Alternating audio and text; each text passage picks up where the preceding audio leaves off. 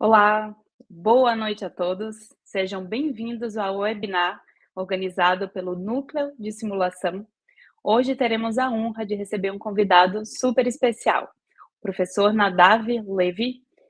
No ano passado, eu e Lais tivemos a oportunidade de participar de um curso organizado no Centro de Simulação da Harvard Medical School e ministrado pelo professor Neville, e tivemos essa incrível experiência de participar desse curso e trouxemos algumas dessas experiências e desses insights para o nosso núcleo de simulação, e hoje temos a honra de trazê-lo aqui para falar sobre esse tema tão relevante na educação em anestesia, simulação realística.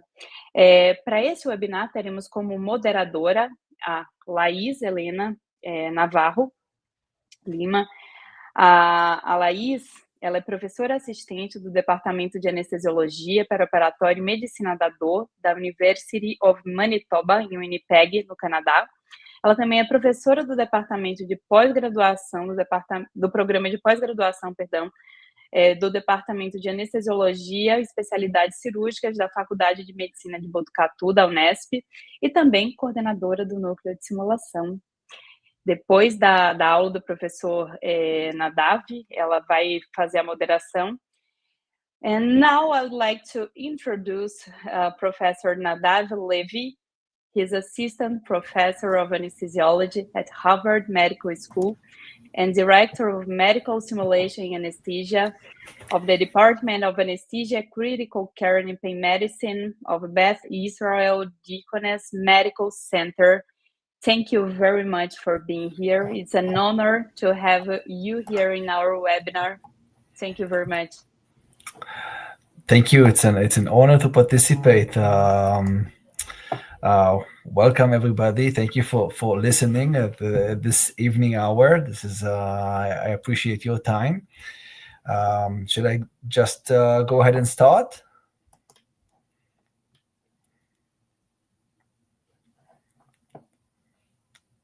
I'll take this as a yes.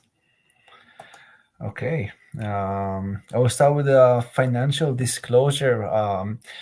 Personally, I have no financial disclosure to provide. I do represent the Center for Medical Simulation, which is an entity that is related to our department. And we do run a Mindray funded course in this center, but again, nothing personal. So first, a quick overview of what we do. We are a large department of anesthesia, providing services across multiple hospitals in Greater Boston. At our main campus alone, we staff over 50 anesthesia locations every day, and this is in addition to a similar number of satellite sites under our service. We train a cohort of 60 residents, 20 in each clinical anesthesia year. And over time, we've developed a significant expertise in delivering high-quality, high-frequency simulation-based training for individuals and teams at all levels. Most of our simulation work is in situ. It happens during the regular working hours. It requires usually minimal setup of resources, and it is integrated directly into the clinical environment. So just for our residents, so our program for residents only, for that we run about 600 simulation sessions per year. We also extend simulation to our satellite sites and conduct interprofessional workshops and offer training into the non-operating room environments. Now, when I say that we use minimal resources, I really mean it. We are a small team, mostly consisted of physicians who are 100% clinical, just like I am. And we have a couple of mobile mannequins that we deploy whenever they are needed. And that's about it. Now, in this lecture or this webinar, I'll talk through some of our experience and what we've learned along the way. We'll look at what we believe to be the essential elements of good, sustainable simulation projects. And a spoiler alert, no, you don't need to buy your expensive mannequin. After that, we'll shift gears and we'll talk a little bit about our approach to research. I'll share a few of the projects we are especially excited about running right now. Okay, so when we think about what makes simulation-based training program efficient or just even acceptable as a program, it really comes down to a few core principles. And I might be oversimplifying this, but let's go. So no matter what the goal is for the simulation, whether it's purely educational or you're focused on patient safety or just use it for research, you need those three things. You need to create some level of stress or challenge for your learners. You must provide high quality feedback through effective debriefing. And you have to achieve a level of suspension of disbelief among your learners. And these key ingredients for meaningful and productive learning experience, and we'll take a look at them one by one for a second. And we'll start with the most, I would say, obvious one, and then we'll talk about the debrief toolbox a little bit. So there are many debriefing tools in this and many approaches, but I like to start with a simple question here. What are we focusing on, and what is the primary objective of this simulation project or simulation scenario? But more importantly, I want to ask, what is purposely being left out from the simulation? And I'll come back to this idea many times during this talk because I think that this is something that we really focused on. So if our goal is to improve teamwork, for example, we don't need to focus on complex clinical decision-making. That means that we can simplify the entire simulation plan from the scenario design to the debriefing structure. Now, when we go over briefly on the shopping cart for debriefing, there's a wide range of approaches, from the traditional structured debrief using the advocacy inquiry method to short, focused debriefs immediately after the session, focusing on specific points, to a whole series of micro scenarios or micro simulations using the stop and go technique or RCDP, when we expect improvement immediately during the scenario. Each tool serves a different purpose, and the key is to choose what fits your goals and your constraints, of course.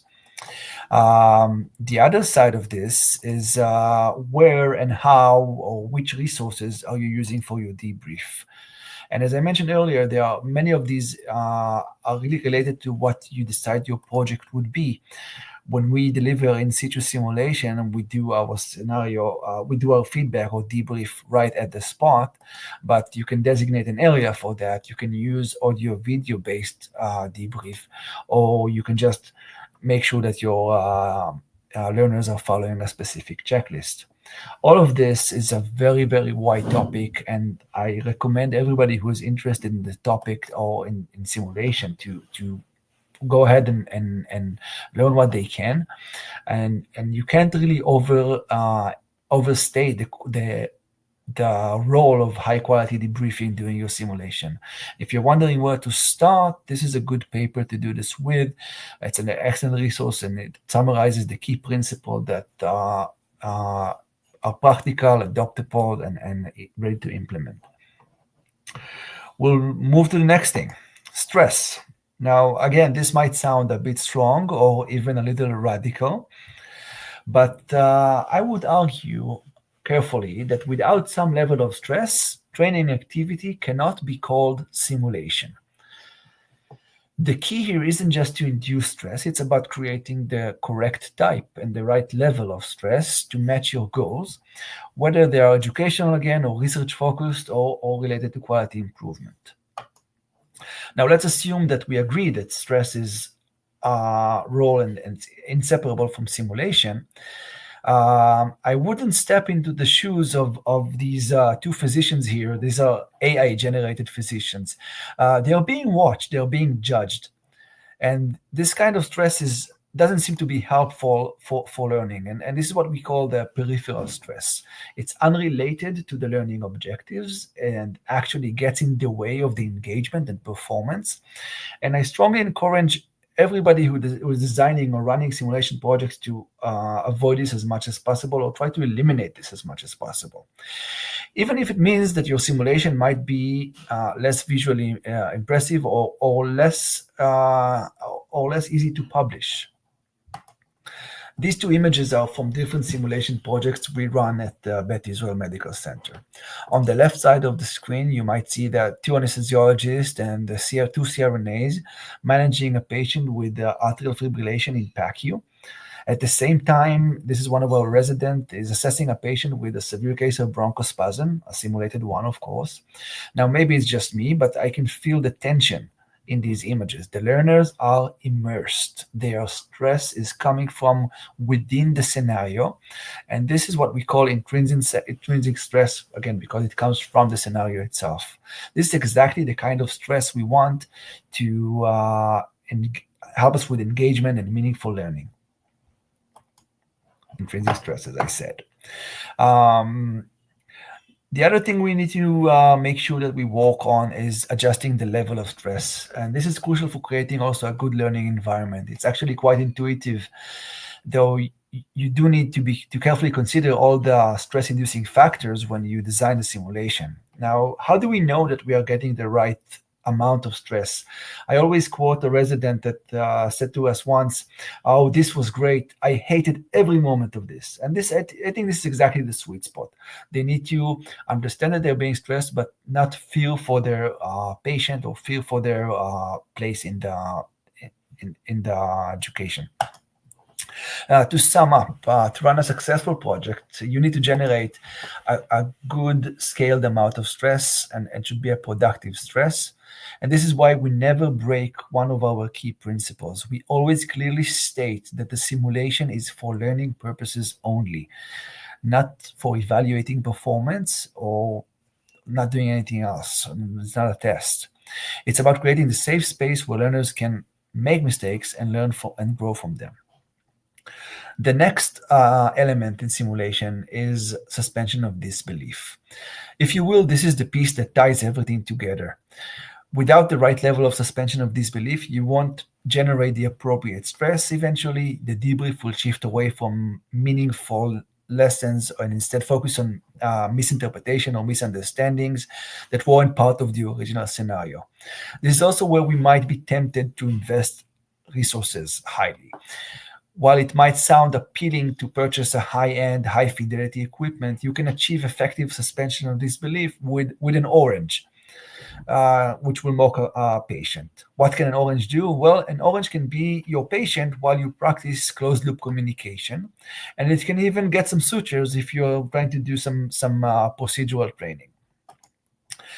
The main resource when we talk about simulation is, and the most limiting factor is time. What our team has become skilled at and is identifying opportunities to run projects within the working environment and finding spots where it would be ideal or less difficult to run simulation. You can do almost anything and you can buy almost anything, from AI-powered mannequins to virtual reality, to apps that exist either in a free or a vendor version. But our approach is to focus on the cost-effective and purpose-driven tools that align specifically with your goals. What we always like to show that we sometimes use a very impressive mannequin, and sometimes we take a zero-cost laminated sheet of a vital signs, which represents a systole, and use it to run our show. So how are we turning all of this into a sustainable project with modest resources? So we created this form both to teach simulation and to design and to guide our work. Every decision we make ties back to three core principles. First of all, why at all are we using simulation? Why simulation is our choice here or our method for teaching? For instance, our aim in one of the projects is to expose residents for high-stake emergencies. Simulation here is probably the best option, but if we wanted just to teach them management of airway or just a workflow, we might choose something else. Scope and scale. Scope and scale is important as well. This is key when resources are limited. We must define not only what we want to include, but also what we can leave out. So if we are, again, I'm keep coming back to this point.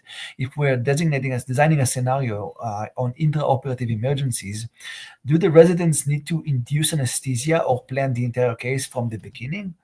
Probably not. So if not, we don't need a talking patient. Or do we need an intubatable mannequin if we're doing a session that starts with an intubated patient? So probably not. We can leave the tube inside a mock. Okay, another way to look at this design issue. So how many team members are we training? How many are there on the hot seat? Our goals should account for the benefit of everybody involved. We realized a while back that it's better to do many sessions with one person on the hot seat than do a few sessions with fewer people or a lot of people involved, but also not involving all of them. Time is key. When are we simulating? Funding everybody's time outside of work hours is very tough and expensive, but scheduling short scenarios near the end of the day or just before things start in the morning might make it possible and help build a stronger learning culture. I mentioned scope earlier. Scope is important. It's one of the most important lessons we've learned, and now we teach it a lot. There's nothing wrong with starting a scenario mid-case. If you do this regularly, participants will get used to the suspension of disbelief, and they enter the simulated OR either to give a simulated break or relieve somebody and jump straight into the emergency that is tailored to their level and schedule. And I'll say it again, gear, you should never be your barrier. You can simulate with an orange, and you can make your projects with the cheapest stuff if you put your mind to it.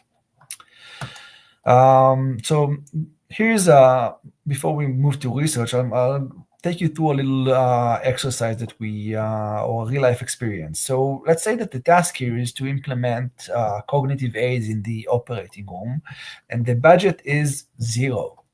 So we'll start with the objectives. It may sound simple, but in order to use cognitive aids effectively, learners need some degree of teamwork skills. So it becomes one of our objectives, improve our teamwork and use cognitive aids correctly. The next thing is the scope. So think about what is truly important. Do we need to get to the bottom of every clinical case here? Do the learners need to demonstrate complex clinical reasoning or manage complicated medical scenarios? My answer is probably not. So we scoped this project to the initial actions immediately following the activation of the emergency cascade. And this was very successful.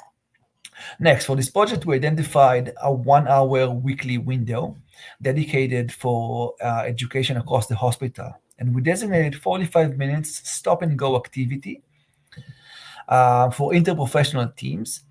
Since the focus was strictly using on cognitive aids and improving teamwork, we intentionally excluded any complex medical management. Even airway management was not included in this. So we brought a low-fidelity mannequin, and that was not intubatable.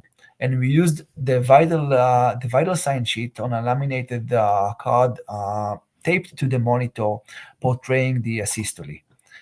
The result was fun, engaging, and productive experience for everybody involved, and we are setting up to start this again pretty soon.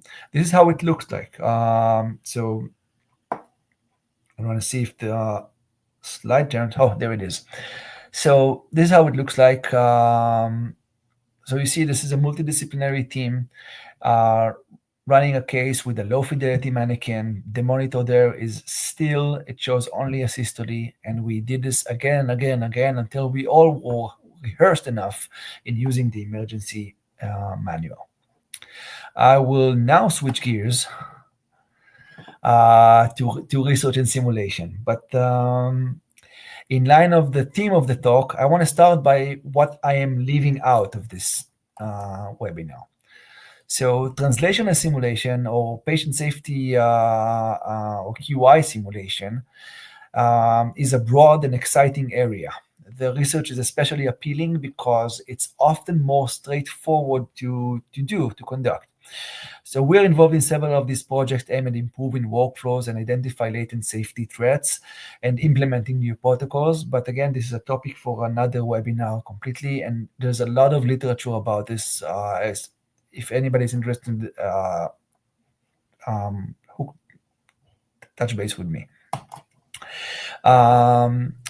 We have a lot of challenges. Simulation in education, anesthesia, or research in simulation-based training for anesthesia is very complicated to get. There are a couple of pitfalls we have to avoid. So the first one is we have to try to avoid compromising the simulation itself, especially introducing peripheral stressors that hinder learning and retention, and may ruin the trust between educators and learners.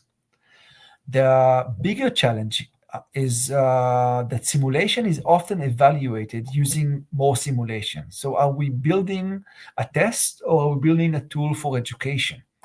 Take the funniest example is the VR intubation model. For if learners improve within the simulation, within the VR, does it translate to any real world performance? My answer is, of course, no.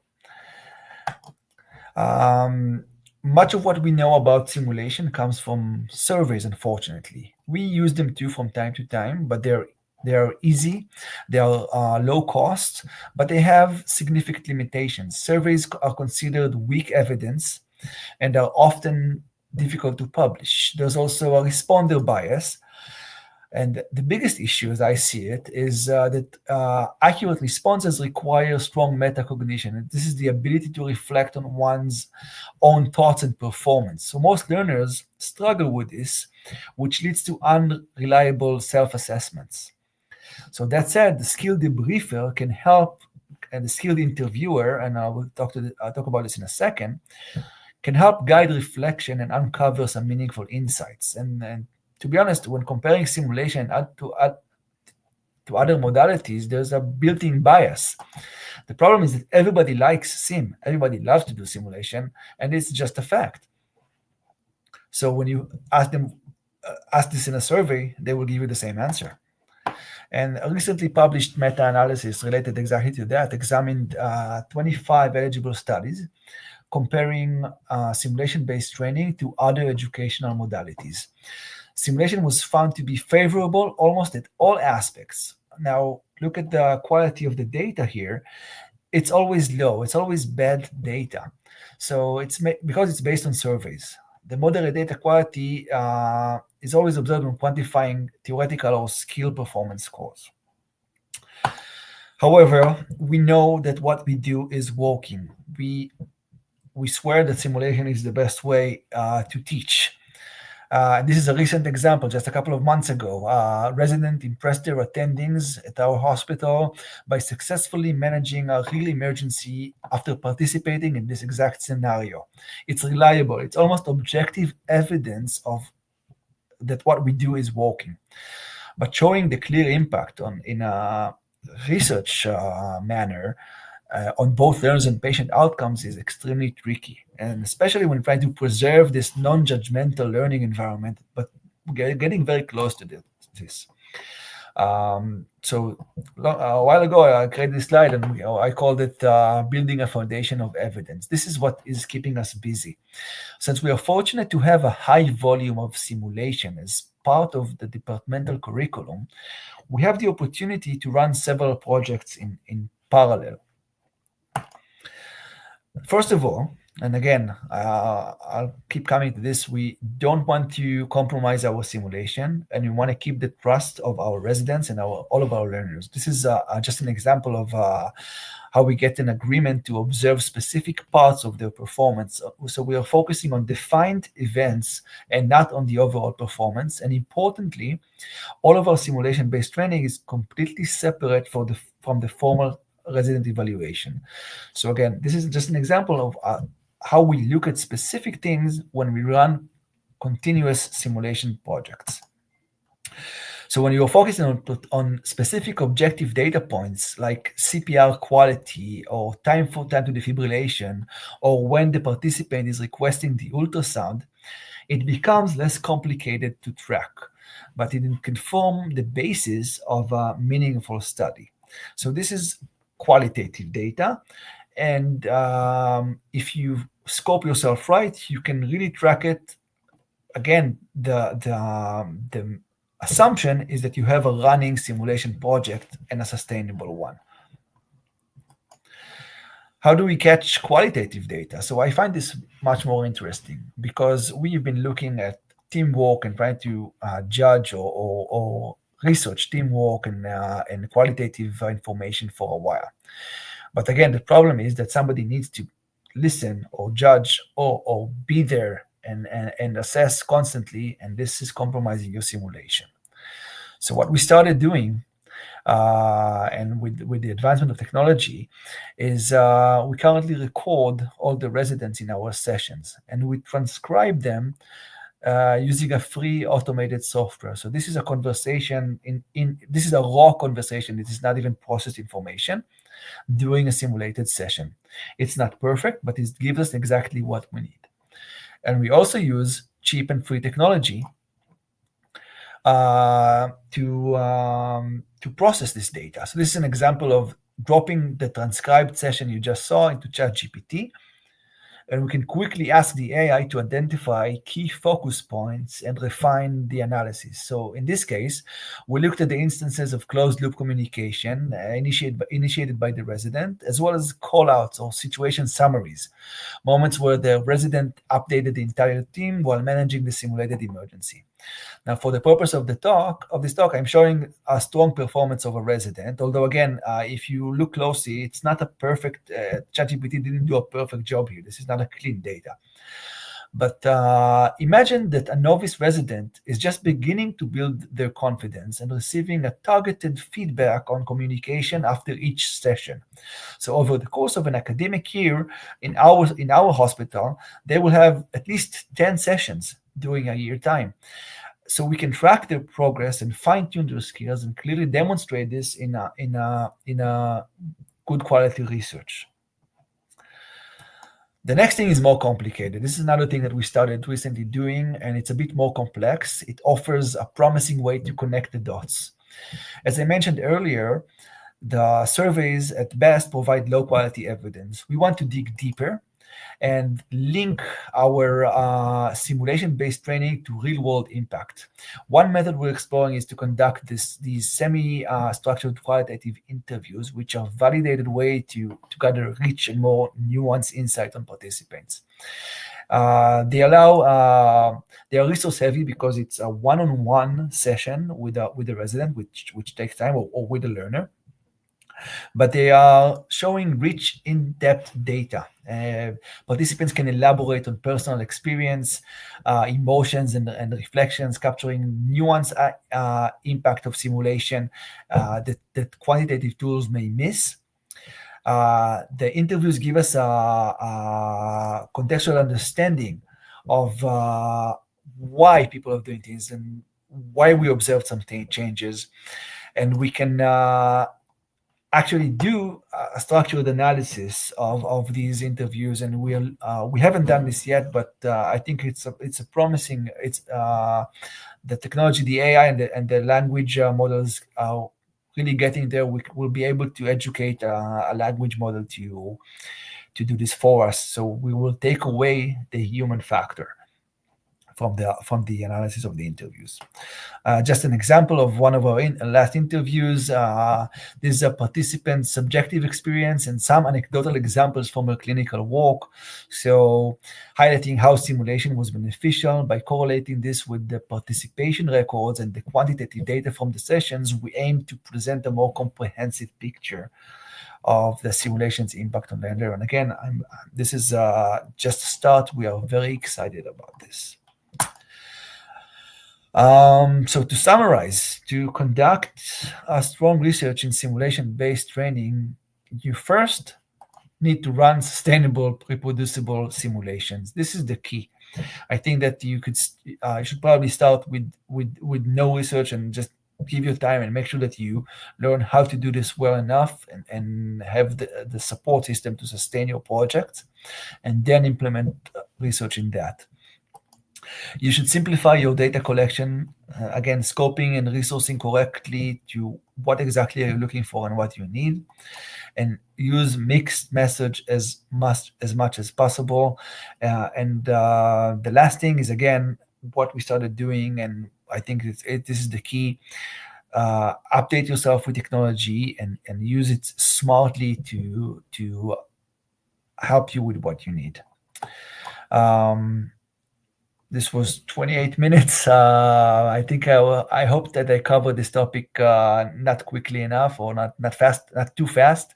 But I want to take a moment to highlight the Center for Medical Simulation, where you can find excellent instructor courses and debrief courses and develop your skills.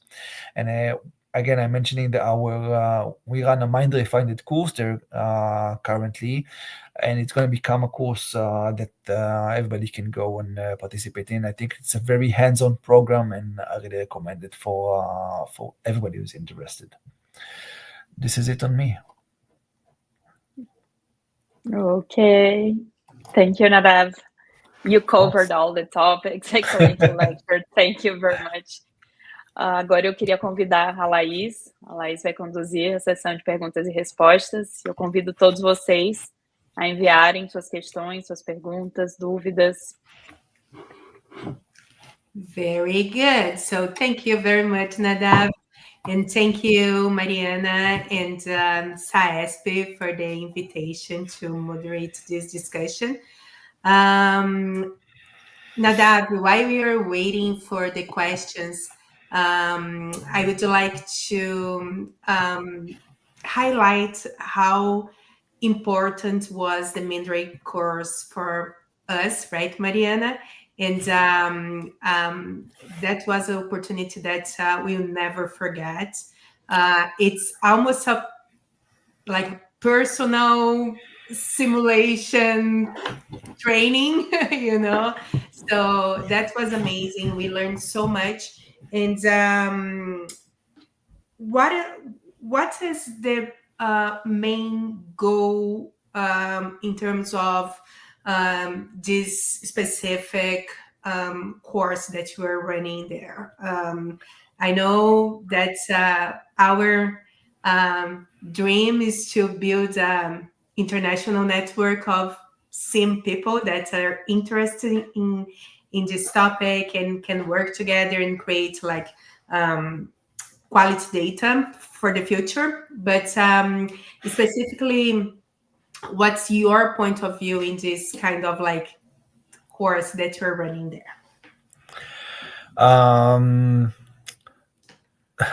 So first of all, we are having a lot of fun doing this course. So it's not a goal, it's a byproduct, but definitely the idea that people are coming and spending a few concentrated days really trying to take it to the next level, no matter where they started, because many of us understand and the importance of running good education, running good simulation-based education in our settings, either for residents, for trainees, or for staff. But somehow the barriers are amazingly high and difficult to overcome. And again, we we at BADMC, we are very fortunate to have these resources and support, and somehow in Boston it's easier because there are many reasons for that, but it's a bit easier, and I think we are very privileged to be able to share this information. And as you said, Lais, I think that creating this network internationally, it's gonna pay back in a very good way, because all of what we are doing now with research and language and understanding better what we do these are reproducible events, reproducible studies that we can all collaborate. So knowing each other across continents even is amazing, and it provides a huge opportunity for bigger research, which again will keep showing that what we do and what we think we do is right. Yeah, exactly. So we have a couple of questions from the chat now. So the first question is coming from Dr. Fabio Kurtz, and the question is, which anesthesia scenarios are the most complicated for realistic simulation design? The question is, it depends. What do you need? So we recently, I will give an example, because we recently produced a huge scenario of a AAA patient, a ruptured AAA patient, abdominal aortic aneurysm, in the ORs. And we had this during a workshop for both anesthesiologists and vascular surgeons, and we took the patient from the elevator to the OR. We had everybody engaged. We had models for vascular access. We had ultrasounds. We had the entire, again, it was a real case, and it was happening in real time. And the goal was to engage everybody, but also to implement a good working workflow for these patients at our setting. So I think that for me, this was the getting this done in a realistic way was very, very complicated. And again, we pulled a lot of resources to do this, and we did this in parallel. We did 2 patients at the same time. We went really overboard on this one. But it could be very difficult to create a bronchospasm case. Simple one. Because to create a bronchospasm case that will feel real in the OR, you will need some sort of a device to create to mimic pressure on your vent. Fortunately, there are cheap solutions for this as well. I'm not going to go into this, but this is something that with my high fidelity mannequin in the OR or in my sim, I can't do now. I can't do a proper bronchospasm case. So my answer is, it really depends on what you do.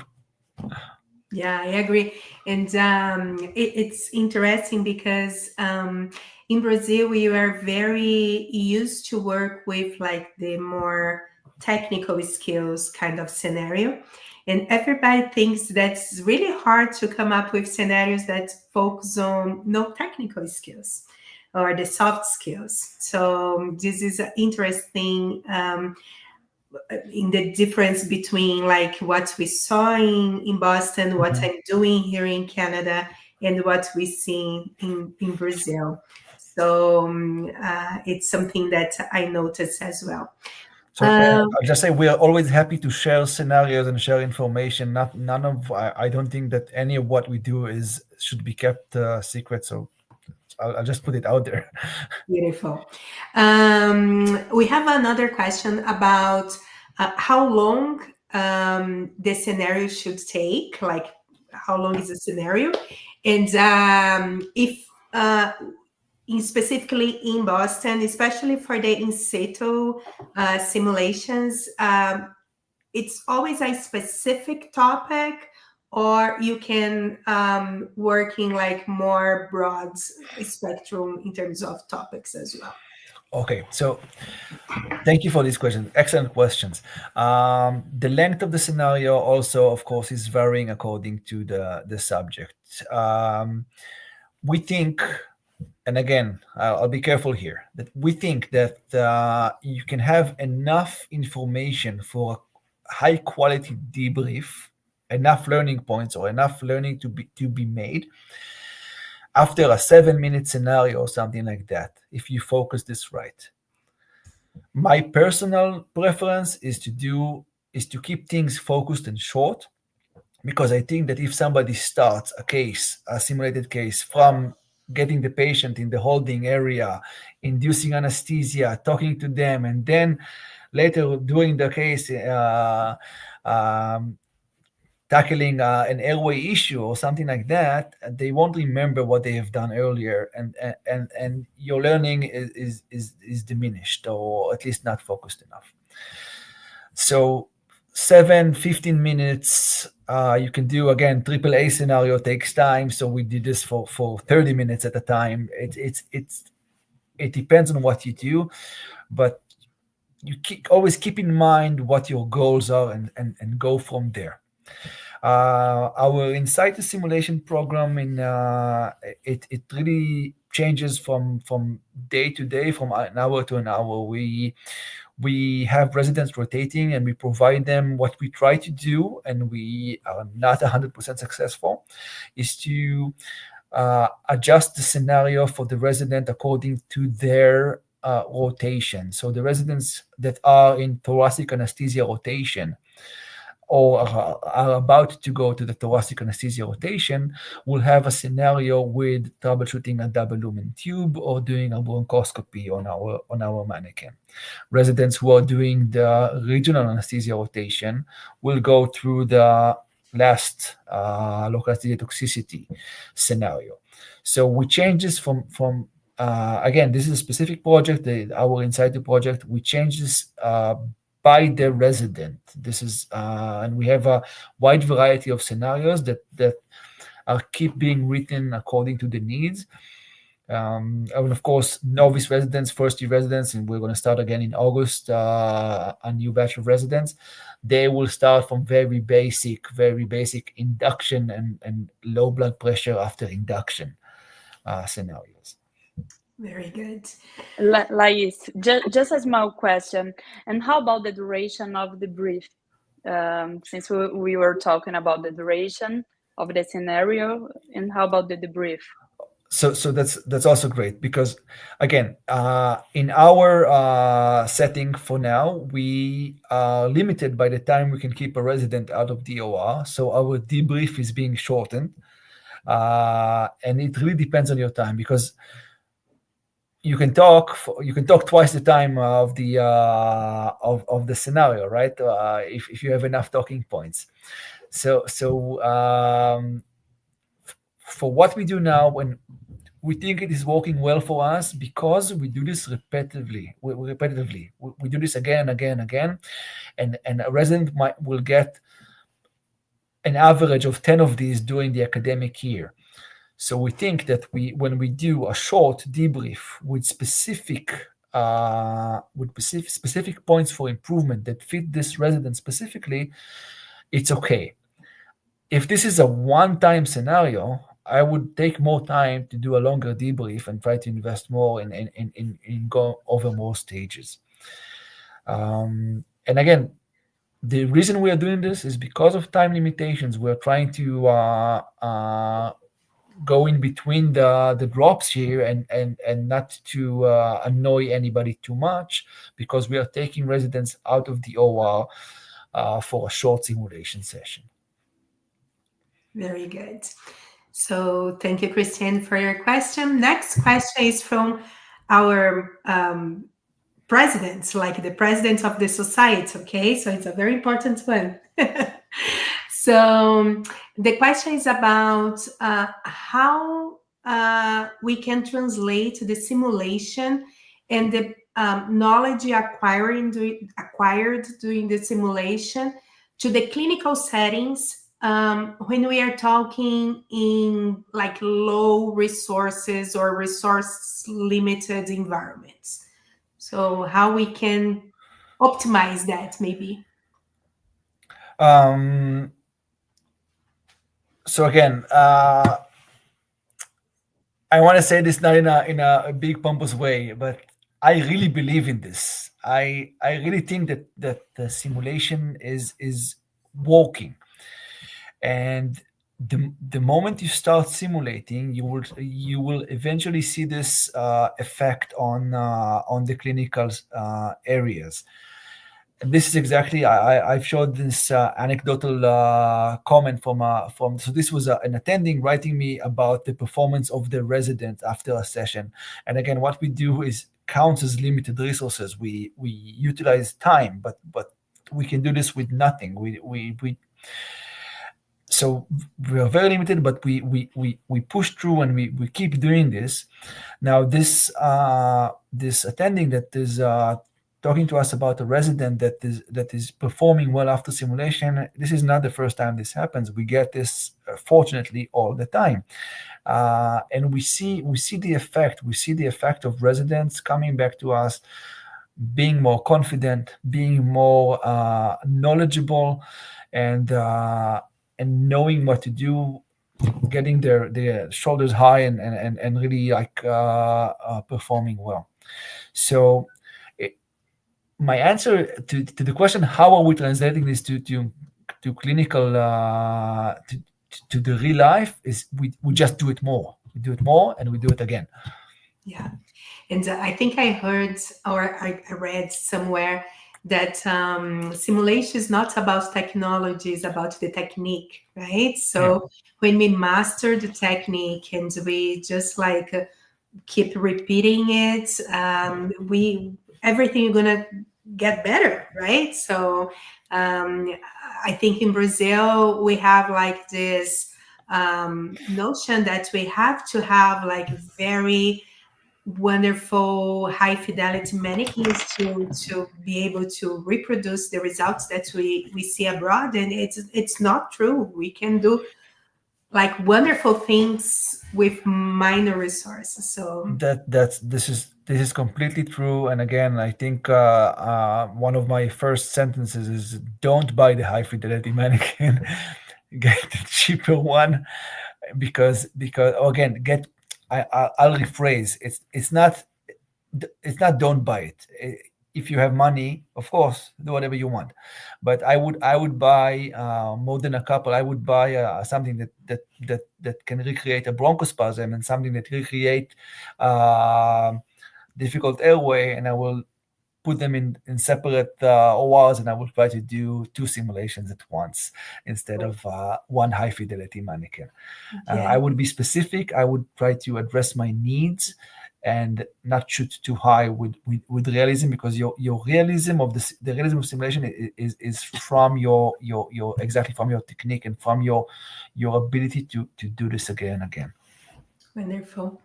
Next question is from Rodrigo Souza, and it's a very good question. So in Brazil, we have many, or at least a few workshops that has been repeated over and over in many different places, especially regarding ACLS for anesthesiologists. I think I mentioned that to you when we were there. And so the question is, how many of these similar kind of like workshops do you have in Boston and in the US, if you are aware of those? Or you think like nationwide, it's more common to have like isolated scenarios instead of like 2 or 3 days like workshop like ACLS for anesthesiologists? So the trend over the last decade or so is to have less and less sim centers and places for dedicated workshops. CMS, where we cooperate with, is a bit different. It is set up a little higher on the hierarchy, so it has sort of a reason to attract high level courses for instructors. But most, because the technology has become easier and cheap, many places do their own simulation sessions. You don't have much of these either mandatory or even elective courses that people go to. Anesthesia itself, we have the MOCA requirement. So in the US, you have to run through some simulation every certain period for anesthesiologists. So there you will have to take some sort of course, but also we tend to provide this within the hospital for many physicians. Yeah, and the same is true for Canada. So we are trying to implement something similar to SAVA. That's this course that we have in Brazil, and it has been very, very difficult because people tend to provide some of this training in local, like in situ, and so it's very different from what we do in Brazil. And that's the reason I keep insisting that we have to publish the data from SAVA, because people has to know about it. And we train more than 7,000 anesthesiologists for the last 25 years. And it's beautiful. It's beautiful, yeah, and nobody knows about it. So yeah, I'm one of the people that advocate about, like, let's publish, let's show the world what we do in Brazil, and it's very interesting. So we're gonna keep doing that until we have the results.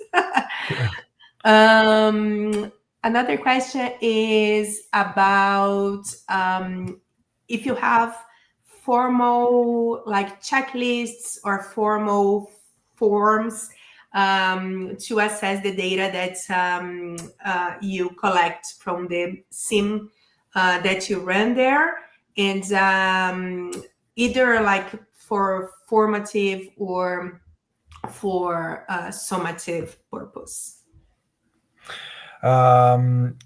So we modeled our. There's a couple of published, sort of not validated, but sort of validated options to help assess teamwork and stuff like that.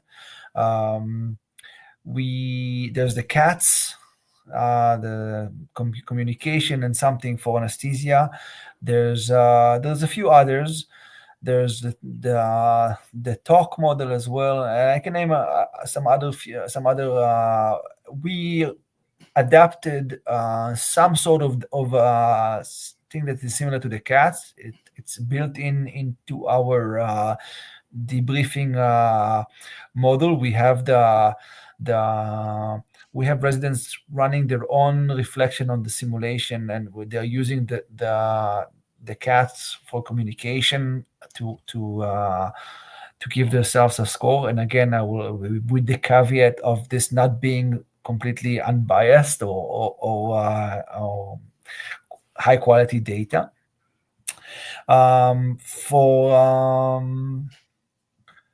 We don't have anything formal that we use for qualitative for quantitative data, but we just keep we use RedCap as a data hub. We upload everything we do automatically. It gets anonymized, and then we can use it. This is great. So next question is about artificial intelligence. So the question is how AI is innovating the simulation world now. So it's a very big topic. There are companies now that are trying to not only create the scenario with AI, but also review the scenario with AI.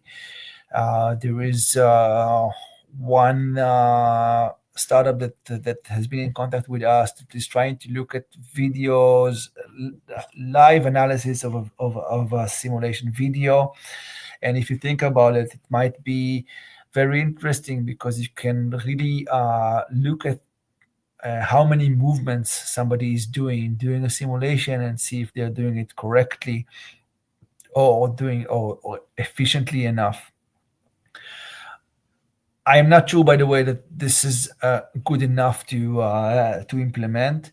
As I said, we are doing very, very simple things with AI, with speech analysis and judging communication this way. I think this is very promising because we were reluctant to gather too much data so far because we were gathering a lot of junk video and a lot of junk sound that nobody would listen to and analyze or process even correctly. Now we can do this in seconds using AI, and again, this is the free AI that is everywhere, and you can just go ahead and start doing it. So I think that the future is completely there in this area, and this will help really prove how simulation is working well for our learners. I think that there's no way around this. This will be the way that will show that what we do works, or not. Or maybe we might find out something else. There is a question now from Vanessa. The question is, which type of debriefing do you guys prefer, and why? Again, so I respect all methods because I think that they all come from the genuine curiosity of what our learners are doing and why are they doing this. We use the acronym is PULSE. I think it's the preview. I'm blanking on this. Advocacy inquiry. Which again comes from the paper I presented of debriefing with good judgment. This comes from CMS, and we are using it almost traditionally as you would, but we adapted our version and we use it also when we do RCDP and we do like stop and go. We also almost always use this technique to approach our learners in a respectful way. I think that the answer is whatever you're comfortable with, whatever you can relate to, or you're doing easily. I think it's okay. There's not much. And if you look at all of these methods together, you'll see that they all have the same overlapping principles. Exactly. I think one of the things that we learned in Boston with you, Nadav, and we really loved was the stop and go technique because it's something that's different. We could not remember the acronym at all because stop and go is so descriptive. And was something new and very interesting. And I think it's a way to just change a little bit and spice it up a little bit, the technique for people. And it's very efficient. And we are currently teaching people how to debrief in advocacy inquiry using RCDP. So we stop and go the debrief. Mm-hmm. It's much fun. That's good. Yeah. There is no more questions in the chat. So I just have one question that I would like to ask you about peripheral stress. So it's something that sometimes is really hard to avoid or to minimize. So what are the tips and tricks to minimize the peripheral stress? So again, this is a hard one. I agree. And we're trying to do our best job at this, and it's not always successful. There's always some level of peripheral stress when people come to your simulation. we are lucky enough that we do this a lot. So people already know us and they know how we roll in the hospital, but we keep reminding them that we are there for their learning, and that you know what? I'll have a better answer. So it starts with a good pre-brief. You have to go ahead and mention this again and again, even though you're doing this with the same person next month or next week, that they already know you, they trust you. Say that again. Make sure that you emphasize what are the goals and what are you doing for them. And again, always minimize the option of somebody else looking at them. The events that I really don't like to do, and sometimes we have to do them, are simulation workshops where the entire department is there and we try to run a sim in front of everybody. Of course, this is not effective. Of course, this is not working well, because nobody wants to simulate where everybody is watching you, despite they're saying that, because there is no such thing as zero judgment. We all judge a little bit. So again, the key thing is to, of course, be nice and respectful to your learners. Make sure that if you make sure to sense them and really feel what they feel and empathize towards the feeling. If they're too stressed, no problem, we can move on. And we do this a lot, by the way. Sometimes you see a participant that is not in a good space and has trouble to engage for various reasons. Could not be their day. Mm-hmm. No problem. Come back another time. Simulation is a bonus. It's not and then you get along and you understand you're doing it better and better, and they start to trust you back. It's interesting that you mentioned that this year during the São Paulo Society meeting that was held 2 weeks ago in São Paulo, more than 3,000 people there, and they built kind of like aquarium. So like, yeah, we did this once. Yeah, and the 4 rooms running at the same time, and we were there, Mariana and I, and everybody was watching, right? And there were people outside of the rooms like watching, and every time the pre-briefing was done in a very like meaningful way, the simulation just ran beautifully. They forgot that there are people outside just looking at them, it was really, really cool. Yeah. Mariana? It was. Only before we wrap up here, just one question about training providers, because now we have a beautiful and big simulation center in our society, and our challenge now is how to provide a proper training for providers. How can we engage them? How can we reach more providers, more people? Before I believe it's a key in the success of our simulation center. So I just want to hear from you your suggestions or opinion about it.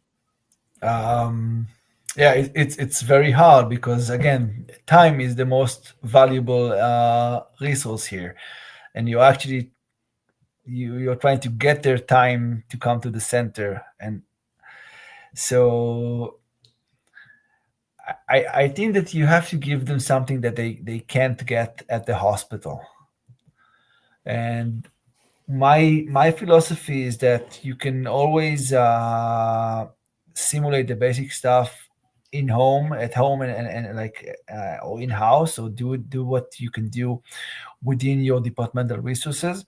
But it's really hard to get a long day with a lot of smart physicians around you doing high end or doing next level things. So it can either be instructor things or just really excellent teamwork or excellent extra medical knowledge, stuff that they don't get exposed to and don't do a lot. So I would try. This would be my sell. I'm not a big marketing guy, but I think that the best way is to try to understand what we can provide that they cannot. And again, we do this in CMS as well. We're trying to provide a product. This is a product, after all, that is not available elsewhere. Okay. Thank you very much. Can we? I think you are running out of time. So thank you, Nadav, again. You are always so generous for sharing your experience or your expertise here. We are very happy to have you here today.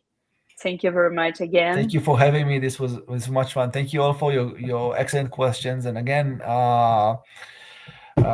email me, find me, touch base, and come to Boston. Okay, don't invite. We know that. Yeah, we know that. We'll do that. Yeah, thank you, Nadav, and thank you for your time and for your expertise, and to be so kind always. And I would like to invite people to know more about the course that you run there.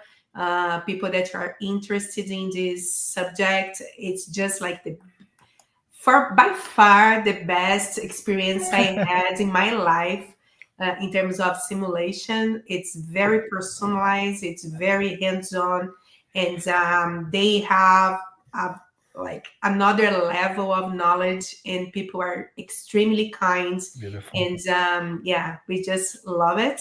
And say hi to Federico, to Dario, to everybody that helped us there. And yeah, thank you, SAESP, for promoting this night. And yeah, thank you, Mariana. Thank you. Okay. Have a nice night, everybody. Bye-bye.